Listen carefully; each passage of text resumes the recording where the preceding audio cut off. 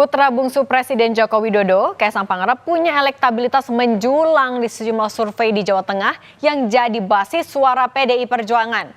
Benarkah PDIP bakal mempertimbangkan peluang kemenangan jika mengusung Kaisang di Pilgub Jateng? Kita bahas bersama Direktur Indonesian Presidential Studies Mas Nyarwi Ahmad. Mas Nyarwi, selamat sore. Selamat sore, Cindy. Mas Nyarwi, kalau tadi kan LSI bilang sebenarnya elektabilitas Mas Kaisang tinggi karena ada modal Jokowi Effect. Nah, tapi kalau PSI bilangnya iya masyarakat pengen pemimpin muda. Mas Nyarwi ngeliatnya dengan modal itu, Kaisang lebih kuat di mana sih? Jakarta atau Jateng sebenarnya? Ya, kalau Jokowi efek ya, itu saya kira di banyak daerah terjadi gitu ya. Kita lihat mungkin Pilpres kemarin kan, Hmm. eh, kita lihat perolehan dari data survei terakhir ya dari beberapa lembaga survei ke Pak Prabowo, misalnya Prabowo Gibran kan 50 sekian lah, tapi nggak terlalu tinggi ya. Kemudian hasil kemenangannya kan 58. Ya, itu kan menunjukkan Jokowi efek cukup besar ya. Hmm. Tetapi memang kalau khusus untuk pilkada itu juga harus diuji lagi. Kemarin misalnya kan kalau kita simak Litbang Kompas kan mengatakan sekitar berapa itu 53 atau 50 berapa itu ya. Itu apa masyarakat prefer gitu ya pada atau suka memilih calon yang diendos Pak Jokowi gitu ya. Tetapi kan itu umum ya. Calon siapa saja. Nah, mungkin akan berbeda gitu ya branding apa keluarga Jokowi di sini ya khususnya anak-anaknya di sini yang masuk dalam bursa pilkada adalah Kaisang. Mungkin itu lebih kuat ya efeknya ya. Artinya Jokowi efek itu sebenarnya bisa luas ya ke siapa saja yang di-endorse Jokowi atau siapa yang terasosiasi dengan Jokowi gitu, tetapi efek itu tampaknya lebih kuat khususnya untuk apa namanya keluarga ya Presiden Jokowi. Nah, misalnya contoh ya, banyak juga misalnya contoh di Jateng ini kan ada Pak Lutfi juga ya. Hmm. Pak Lutfi kan dikenal juga sebagai tokoh yang lama ya berkiprah juga membantu Pak Jokowi dari apa di masa ketika jadi wali kota Solo hingga terakhir menjabat Kapolda Jateng misalnya seperti itu. Saya kira posisi Pak Lutfi juga sering diasosiasikan dengan Jokowi, tetapi saya kira Pak Lutfi sendiri secara apa personal, brand personalnya juga jalan ya, artinya tumbuh dan berkembang ya secara independen. Nah, tetapi di sini kita simak kan ada sosok Mas Kaisang kan gitu. Nah, saya termasuk percaya juga bahwa popularitas maupun daya tarik Kaisang di pemilih itu tidak lepas dari bayang-bayang ya daya tarik dari sosok Presiden Jokowi kira-kira gitu karena menjadi seorang putra presiden ya populer dikenal sebagai putra presiden meskipun gitu ya Kaisang juga dilihat ke saat ini menjabat sebagai ketua umum PSI artinya ketua umum salah satu partai kan gitu partai.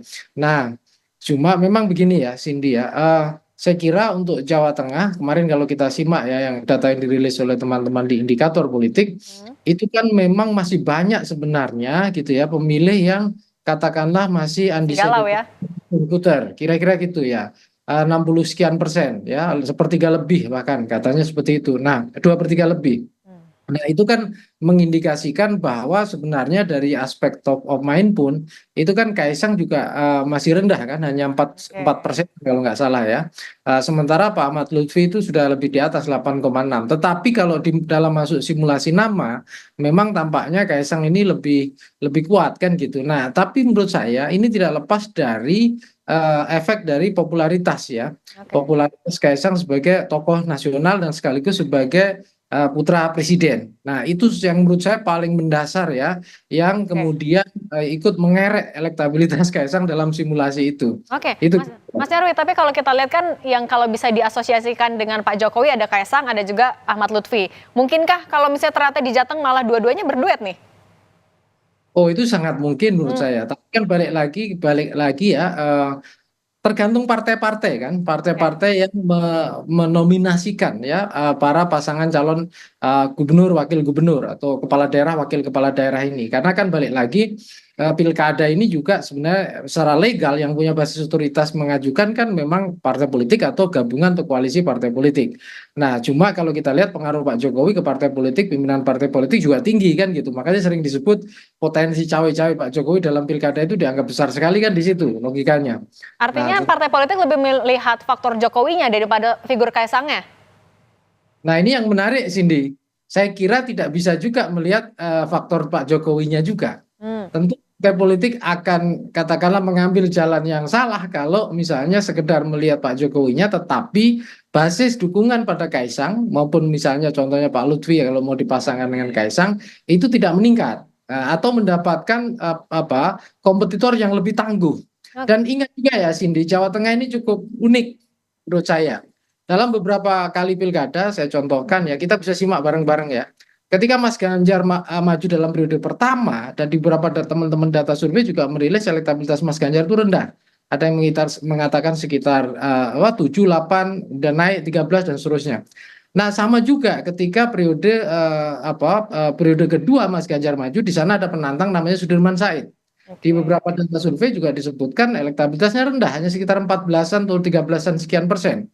Ya, tetapi faktanya kan dalam pilkada terakhir ya, periode kedua Mas Ganjar itu bertarung Pak Sudirman Said, itu juga Sudirman Said suaranya besar sekali. Ya, 44 sekian atau 45%, saya lupa. Tetapi intinya bayangkan dengan modal basis elektabilitas yang rendah begitu bisa ketika pilkada berlangsung kemudian naik signifikan.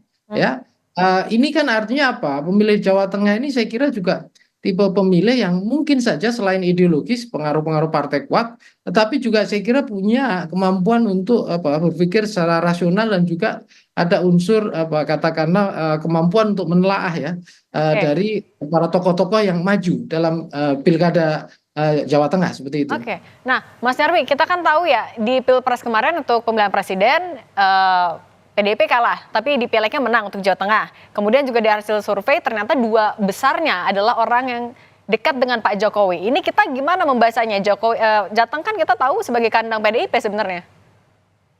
Ya, memang saya kira begini, khusus untuk bicara asosiasi pemilih dengan partai atau orang sering menyebutnya partai ID ya, Jawa Tengah itu saya kira kuat sekali khususnya dengan PDIP dan itu terbukti dengan pileg kemarin kan.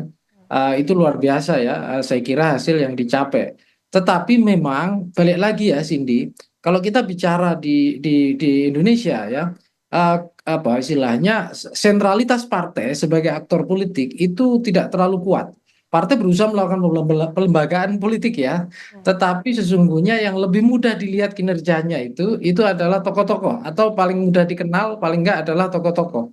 Nah, kebetulan gitu ya di Partai PDIP ini satu selain banyak tokoh gitu ya, itu seringkali juga mungkin kemampuan komunikasinya tidak semaksimal gitu ya. Tokoh-tokoh yang bisa memanfaatkan pola-pola komunikasi dengan baik ya atau misalnya dengan memanfaatkan berbagai instrumen seperti sosial media.